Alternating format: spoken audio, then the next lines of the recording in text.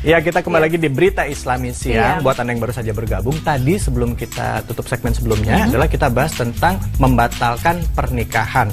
Biasanya sebelum pernikahan itu ada lamaran atau khitbah istilahnya. Betul sekali. Ini kita itu yang membedakan ya, cerai sama membatalkan pernikahan. Ini makanya kita tanya dulu, seperti apa sih, dan sama-sama kita saksikan boleh tidak membatalkan pernikahan di dalam Islam. Ini dia beritanya. Bolehkah membatalkan pernikahan? Pemirsa beriman, pernikahan merupakan momen sakral di mana dua insan bersatu untuk mengucap janji suci sehidup semati. Tetapi bagaimana jika di dalam berlangsungnya sebuah pernikahan ada salah satu pihak yang tidak setuju atau membatalkannya dengan alasan tertentu? Berikut ini tim Berita Islami Siang akan membahas mengenai hukum, bolehkah membatalkan pernikahan dalam Islam?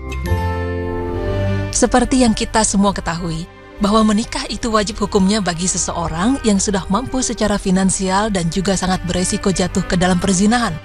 Hal itu disebabkan bahwa menjaga diri dari zina adalah wajib, maka bila jalan keluarnya hanyalah dengan cara menikah, tentu saja menikah bagi seseorang yang hampir jatuh ke dalam jurang zina, wajib hukumnya. Imam Al-Qurtubi berkata, bahwa para ulama tidak berbeda pendapat tentang wajibnya seorang untuk menikah bila dia adalah orang yang mampu dan takut tertimpa resiko zina pada dirinya. Dan bila dia tidak mampu, maka Allah Subhanahu wa Ta'ala pasti akan membuatnya cukup dalam masalah rezekinya, sebagaimana dalam firman Allah Subhanahu wa Ta'ala yang artinya, dan yang menciptakan semua yang berpasang-pasangan dan menjadikan untukmu kapal dan binatang ternak yang kamu tunggangi. Quran Surah An-Nur ayat 33. Proses pernikahan merupakan adanya kesepakatan antara peminang dengan yang dipinang untuk menerima pinangan atau lamaran, baik yang menerima pinangan tersebut pihak wanita secara langsung ataupun walinya. Sebagaimana akad perwakilan, karena akad jais atau yang tidak mengikat boleh difasak atau dibatalkan secara sepihak dengan tidak ada konsekuensi dosa apapun tanpa persetujuan pihak yang lain. Sementara akad lazim tidak bisa difasak atau dibatalkan tanpa persetujuan kedua belah pihak yang berakad.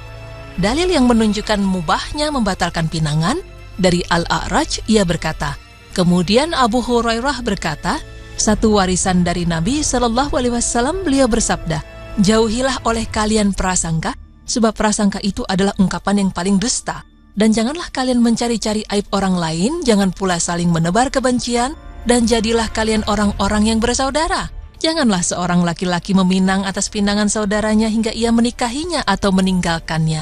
Hadis riwayat Bukhari.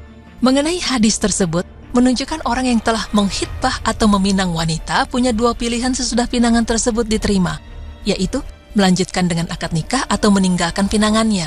Jika dia memilih meninggalkan pinangannya, maka hal itu berarti dia membatalkan pinangan. Pembatalan pinangan dalam hadis ini tidak disertai lafaz dari Rasulullah Sallallahu Alaihi Wasallam yang mengesankan ancaman dosa atau sekedar celaan.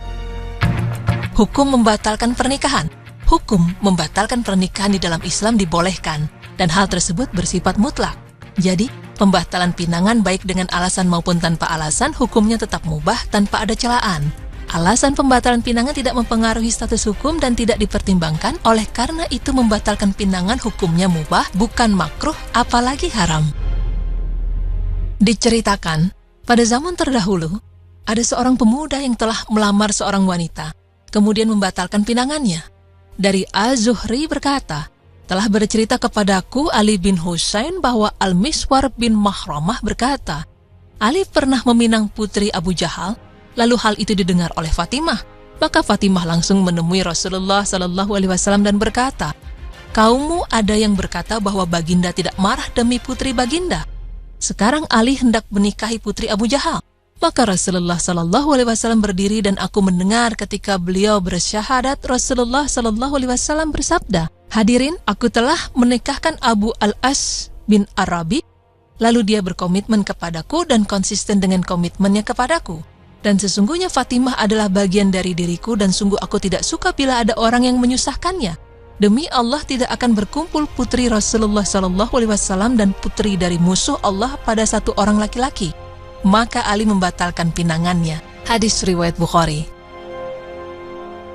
Pemirsa beriman, jelas hukumnya bahwa jika seseorang membatalkan pernikahan dengan suatu alasan tertentu, hukumnya adalah mubah ataupun dibolehkan.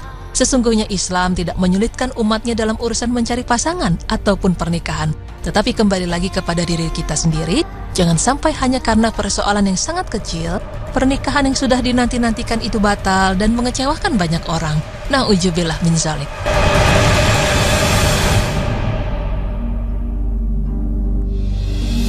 Oke, baik pemirsa, udah jelas tadi ternyata boleh daripada kita sudah terlanjur, sudah akad dan lain-lain, tapi kita mengalami hal-hal yang tidak kita inginkan di depannya nanti. Gitu.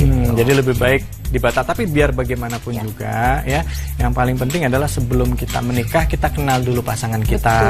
Dan ta'aruf ini jangan disalahartikan, jangan mentang-mentang ta'aruf tapi setahun ta'arufnya ya kan. Itu pacaran iya, sama makanya aja, ya? jadi kalau bisa kita mengenal dengan niatan kita untuk menikah ya, menikah menjalin rumah tangga yang sakinah, mawaddah, warahmah. Kalaupun memang harus dibatalkan, batalkan dengan baik-baik. Betul sekali. Buat pemirsa juga mungkin yang sudah pernah mengalami batal menikah nih, jangan sampai depresi atau apa, karena segala sesuatu kita ambil hikmahnya, kita ambil pembelajarannya. Banyak sekali orang yang udah sewa gedung, Kak David udah bagiin undangan, taunya nggak jadi nikah.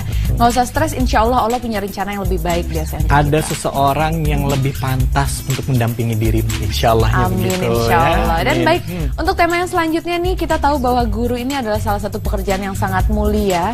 Dan bagaimana sih posisi guru di dalam Islam? Masya Allah, jangan kemana-mana, tetap di Berita Islami Siang.